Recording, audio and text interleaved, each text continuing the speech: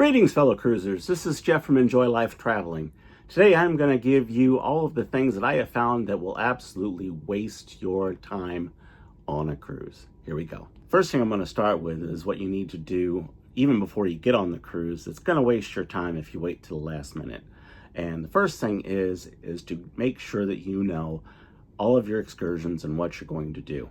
Now, I know that a lot of people will get on, their first time and think, that's fine, I'm just going to wing it, and I'm sure we'll be fine.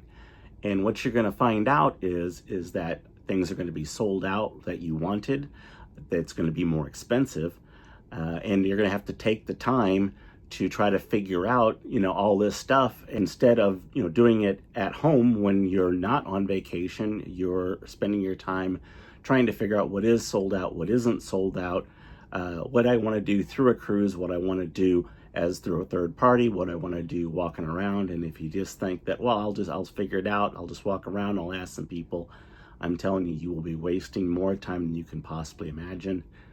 Absolutely make sure you know what you're going to do on each port, or at least have a very good idea. If it's a popular excursion and you're thinking, I'm just going to do that, there's a really good chance if it's that popular, it's sold out, so do not wait. You want to make sure that you stand in nice long lines before you get on the ship. Well, then make sure you don't do your check-in stuff, because if you don't get your stuff checked in, you're going to be in a line and you are going to be taking up not only your time but other people's time, because you didn't do things like, and it depends a little bit on the cruise line, but to do your check-in, which is usually 45 days prior, but obviously that's different from cruise line to cruise line. So you're going to want to make sure that you know what their policies are and that you get it done, because if you wait till the last day, and I've been behind that person to where you're just so excited. It was early on when I was just starting to cruise, and I'm so excited, my wife's so excited, and we get up there and the person that is in front of us didn't do a thing. I thought about doing that, but I just figured I'd just do it here. And so there was four or five lines and literally hundreds and hundreds of people behind us, and they divvied us into this line right behind this person, and all the other lines had filled up when we get to the point to where this person doesn't have their stuff ready. And so they have to explain everything, get their passport, take their pictures, show all their documents, and it ruins it for the people, well, particularly for the people like us that were right behind it, because we knew what was going on and that they hadn't checked in and that it was wasting our time. And the people even not, I guess, oblivious to it, not realizing that they're also wasting their time because they could be on the cruise that much earlier. So don't wait, because you're not just hurting yourself, you're actually wasting a lot of other people's time behind you. You want to waste some more time on a cruise and miss some stuff? Well, make sure that you decide to just not do anything as far as trying to schedule all the things that are available before you ever get on the cruise.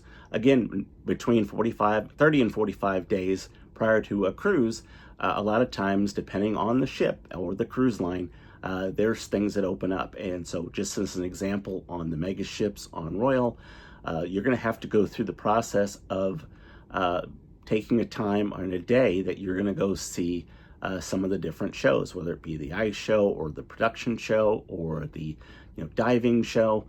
If you do not do that, it's going to get sold out. And the thing I think I've mentioned this in other videos, not only does it get sold out, but sometimes weather gets to you.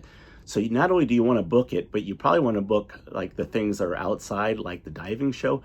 You want to book those first thing and to book it the first opportunity you get. So that way, if weather cancels the show, you still get to have other opportunities that you might be able to catch it. Even if you got to stand in line, if it's important to you, at least you don't miss it.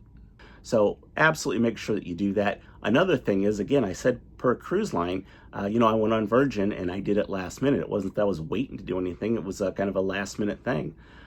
And I didn't immediately jump on and get the dinner stuff, because on Virgin, all of your dinner is included. All their specialty restaurants is included. It's a more expensive cruise fare, but again, it's all included.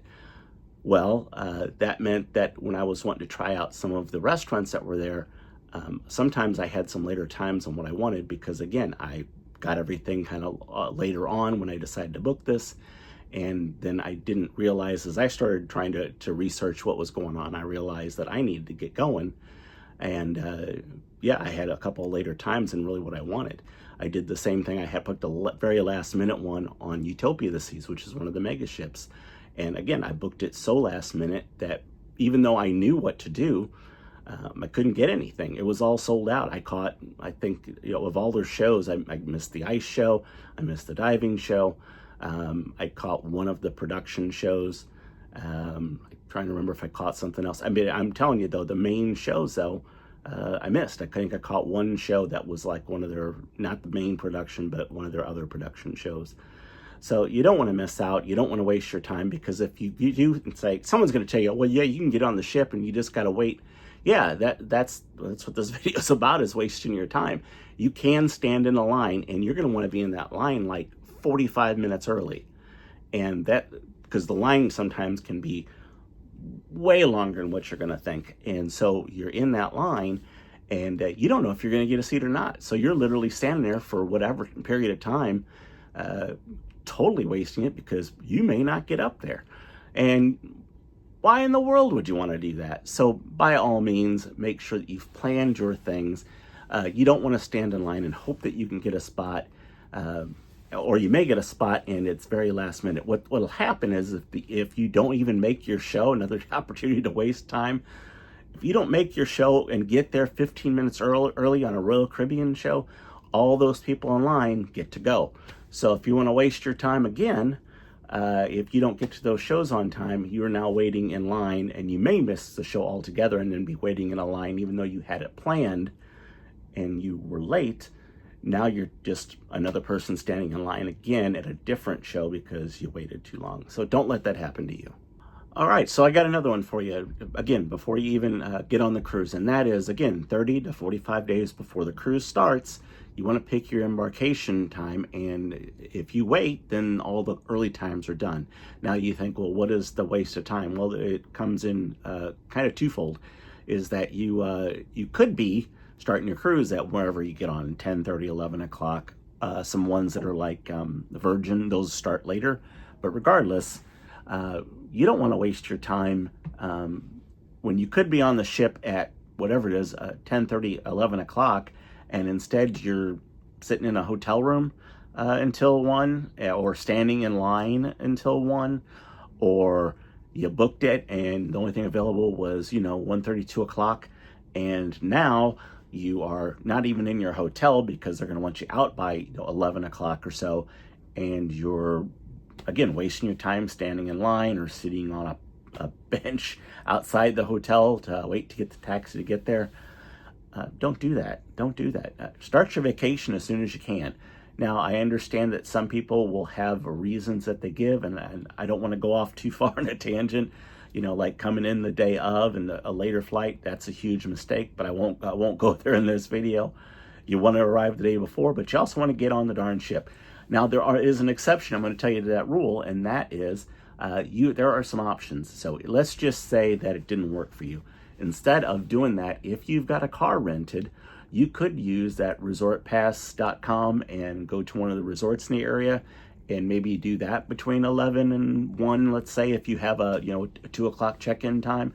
So there's some ways around it, but even those could sell out if you just wait. So make sure that you're just on the ship and enjoying it. And that gives you some other opportunities that I'm going to get into right now, is that if you are already on the ship early, you could possibly, if there's a mistake, get to customer service before it gets too long, because that's really the next mistake.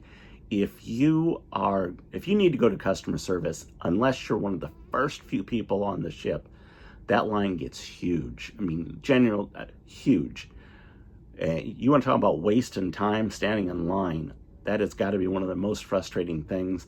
So I would tell you, if something is wrong and you're not one of the absolute first people on board to be able to catch it and do something about it, just wait till day 2. If it's at all possible, just wait till day 2. And being frustrated about it and taking it out on the people that are trying to help you won't do you any good. Again, make sure that you're on the ship early, or if you're going to have to do something with customer service, make sure you've got it done on like day 2 or late at night. Most of those are open 24 hours, most cruise ships.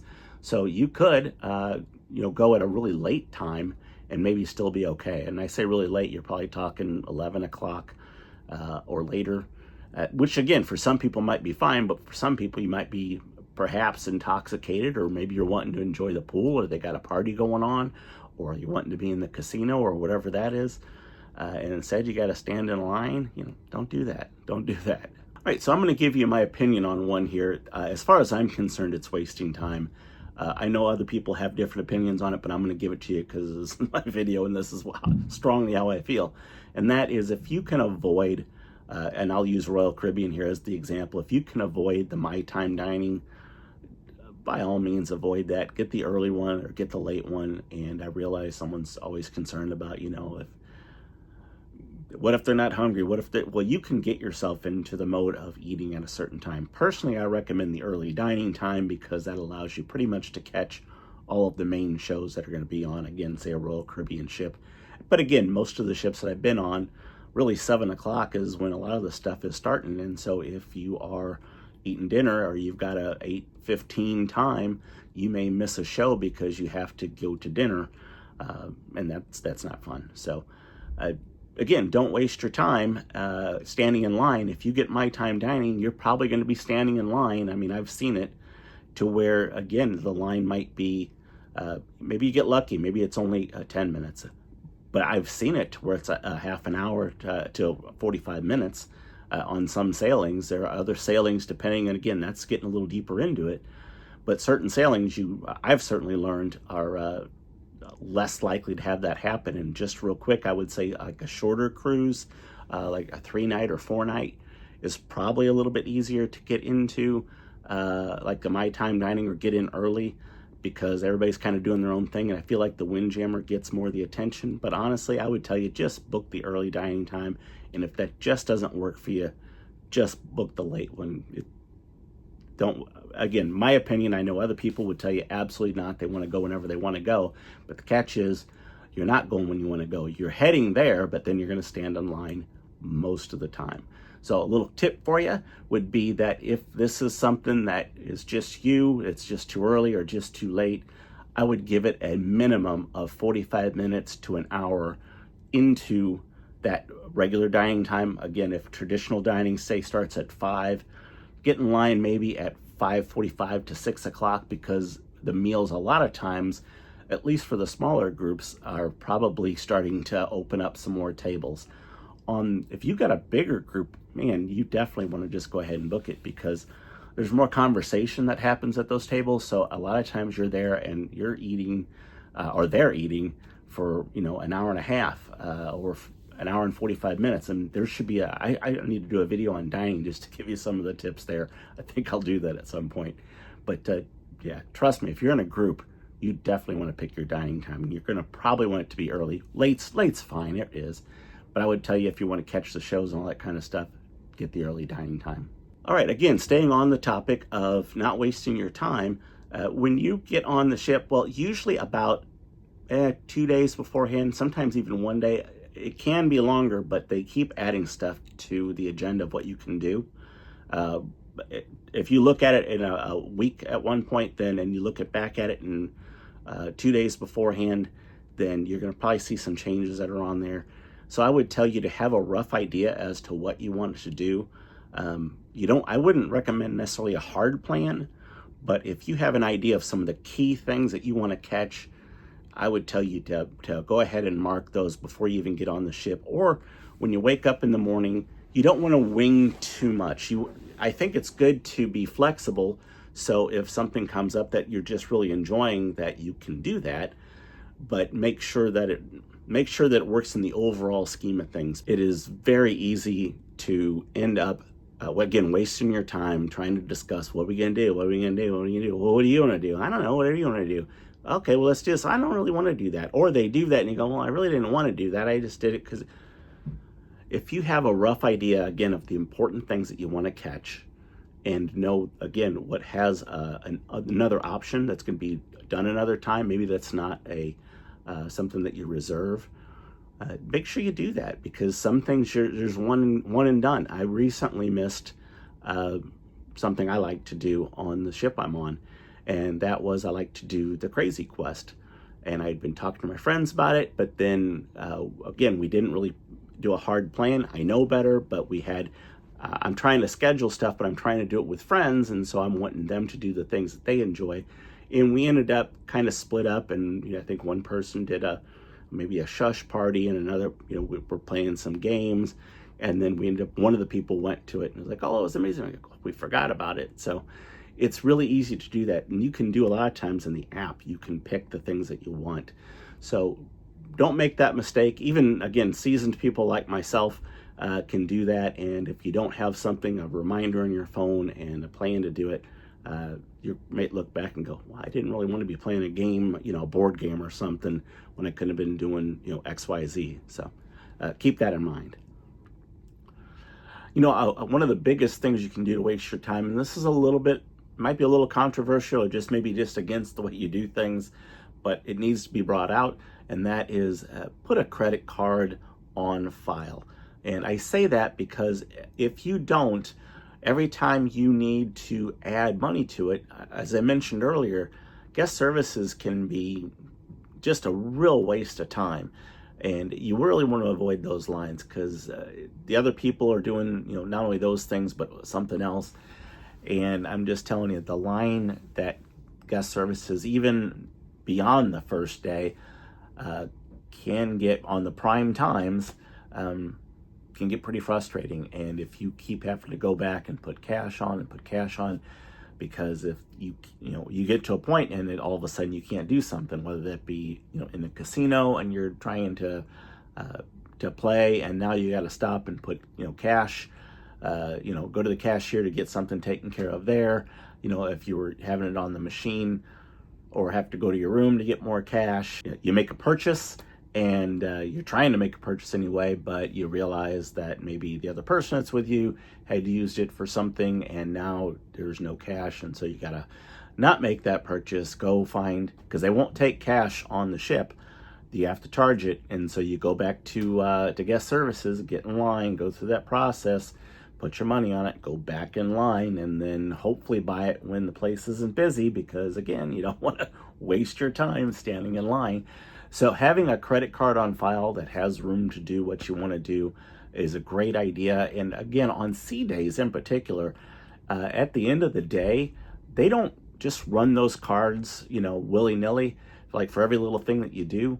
So at the end of the day, if you wanted to, and say late night, 11 o'clock or so, you can actually, even with the card on file, you can go there one time that night and pay pay everything off and bring that balance down to zero, or whatever you have, cash on you, again, to help save time. And so you end up not having those charges on your credit card. Because I know that's a big thing for some people, is that you don't want to buy something and have it, the extra fees that go along with that. And that's a way around that if it bothers you. But having that credit card can really save you a lot of time for about everything that you want to do on the ship, because pretty much everything will go through that card. Yes, in the casino you can put cash in, but if you want more cash and you have to run to your room to get it, or you really want to play more, maybe you're out of cash, you don't want to wait to try to get that card on file so you can play more in the casino or make a purchase or whatever it is you're doing.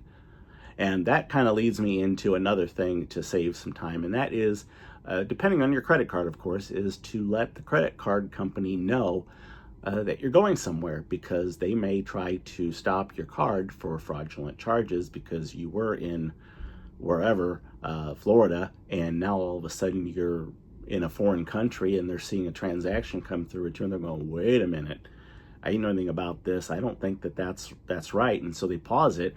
And now you got to make some phone calls. And if you are on a ship, if you don't have the Wi-Fi package, now it's a whole different problem. So you've got this frozen card. Sometimes they'll let you get on to make some adjustments, make a phone call. But regardless, you're going to want to make sure that you're covered there. So just take care of it beforehand and not worry about it. Speaking of guest services, and kind of along those same lines, is you want to make absolutely sure that on that last night before you get up and disembark, that account is paid in full.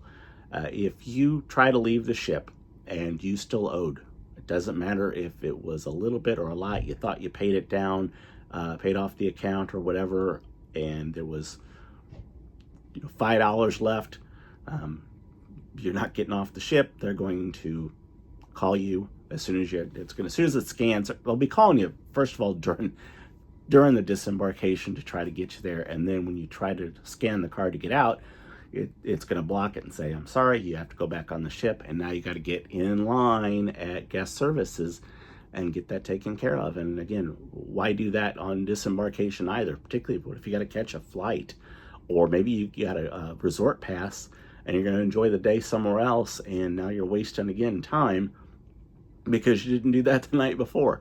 So double check it, and really you want to check your account anyway, because things can get accidentally charged from one person to another that should have been, and you want to catch that right away. So keep an eye on your account, but again, that last night when you're basically done, make sure that you go ahead and make sure that you're settled up. Again, you don't want to wait too long, because that is going to, again, waste your time, as that line will get long the longer you wait, unless you wait late night. And if you do it in the morning, again, you're probably going to catch a line on that disembarkation morning.